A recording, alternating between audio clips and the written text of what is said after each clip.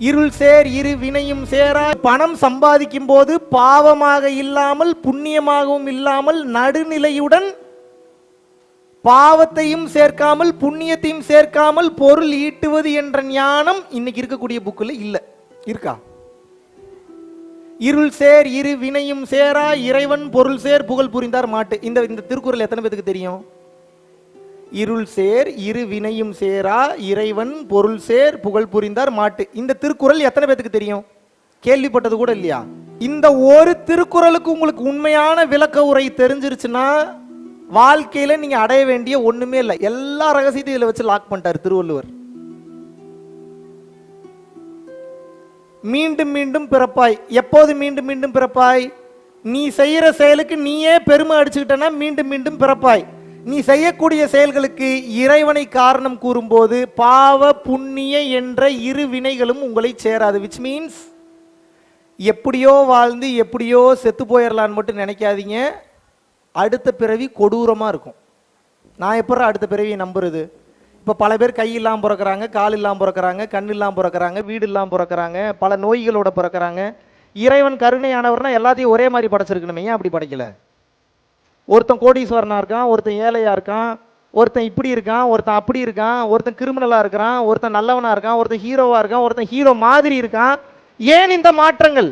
போன ஜென்மத்தில் நீங்க என்ன செஞ்சீங்களோ அதை பொறுத்து உங்களுக்கு இந்த பிறவி கொடுக்கப்பட்டிருக்கிறது. இந்த பிறவியிலும்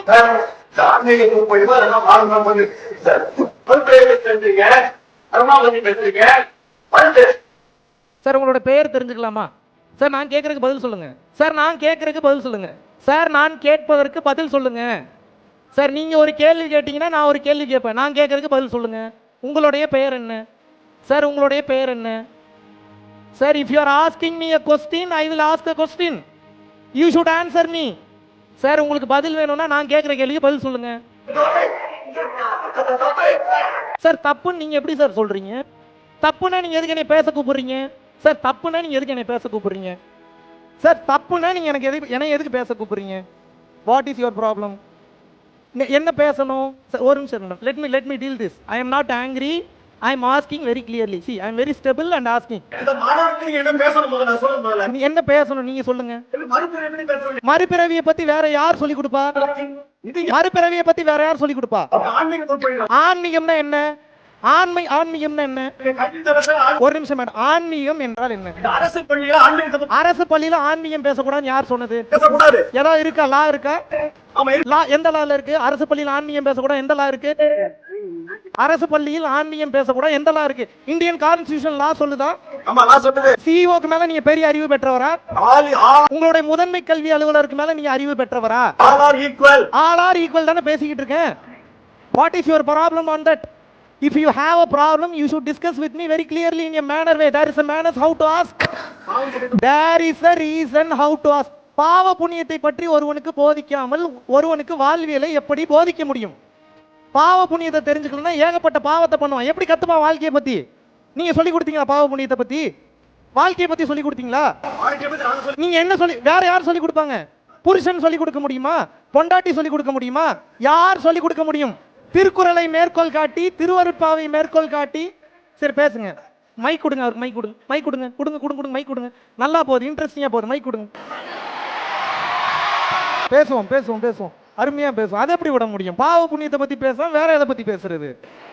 ஆன்மீகத்தை போதிக்காம என்ன போய்? ஆன்மீகம் என்பது என்ன? பிற உயிர்களுக்கு நீ செய்யும் சேவைதான் ஆன்மீகம். அதுதானே பேசிட்டு இருக்கேன். ஆசிரியர்கள்னா என்ன வேணாலும் பேசலாமா? See, there is a limit how to speak. There is a man. See, I am in your court. You have called me for a speech. If you are not interested, then you shouldn't have called me. Am I right or wrong? Am I right or wrong? இவ்வளவு நாள் உங்களால் போதிக்க முடியாத கல்வியை, ஞானத்தை நான் போதிக்கிறேன்னா you should thank me. நீங்க எப்படி சண்டைக்கு வரலாம் என்கிட்ட? இல்ல அப்படி டிபேட் பண்றீங்கன்னா டிபேட் பண்ணுங்க, நான் பேசுறேன்.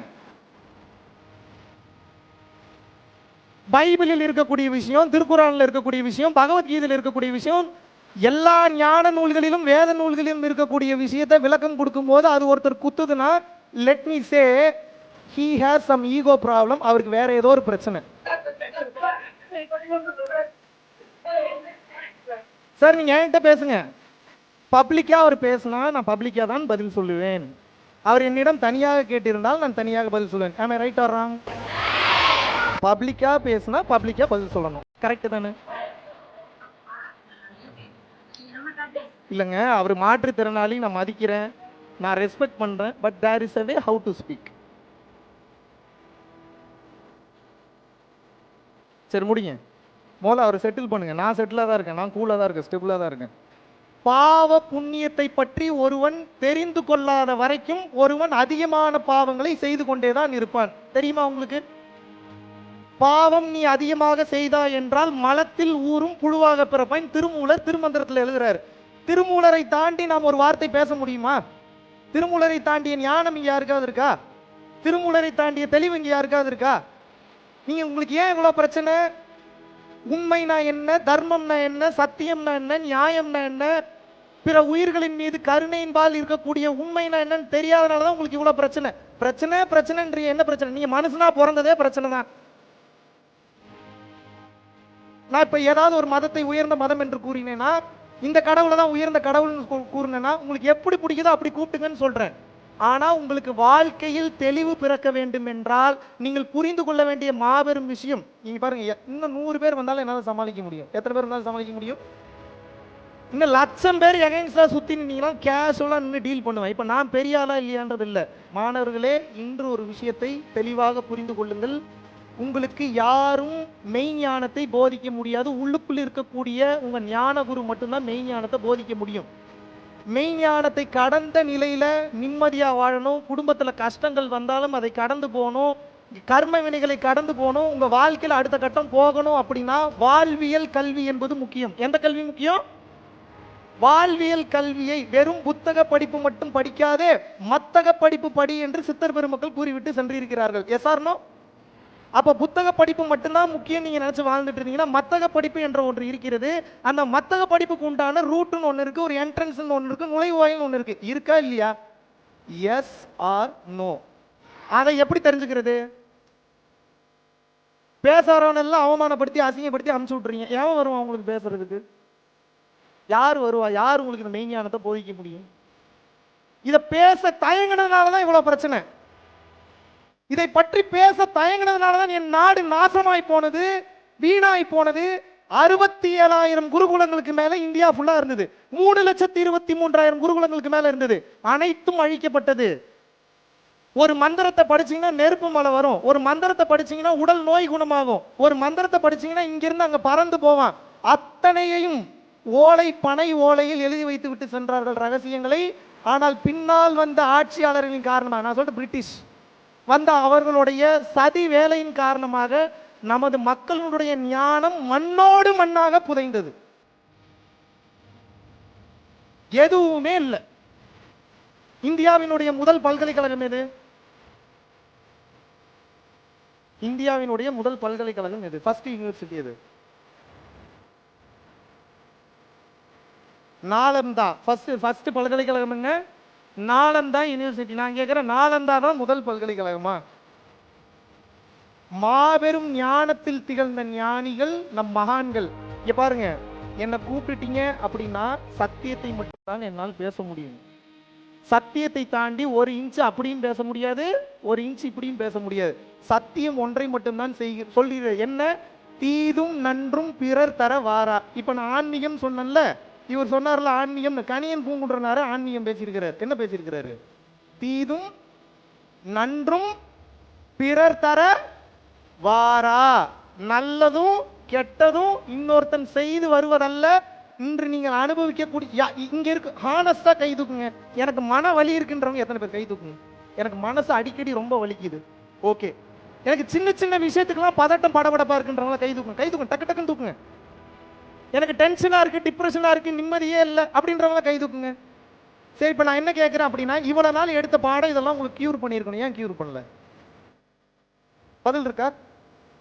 நான் ஆசிரியர்களை தவறு சொல்ல மாட்டேன். ஆசிரியர்களுக்கு என்ன இருக்கோ அதைத்தான் சொல்லிக் கொடுக்க முடியும்.